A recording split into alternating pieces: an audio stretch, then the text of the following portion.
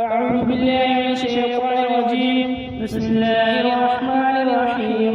बुखारी शरीफ की 31वीं हदीस और किताब ईमान की 24वीं हदीस है। حدثنا عبد الرحمن بن المبارك حدثنا حماد بن زيد حدثنا أيوب ويونس عن الحسن عن الأحنف بن قيس قال ذهبت لأنصر هذا الرجل فلقيني أبو بكر فقال أين تريد؟ قلت أنصر هذا الرجل قال ارجع فإني سمعت رسول الله صلى الله عليه وسلم يقول إذا التقى المسلمان بسيفيهما فالقاتل والمقتول في النار.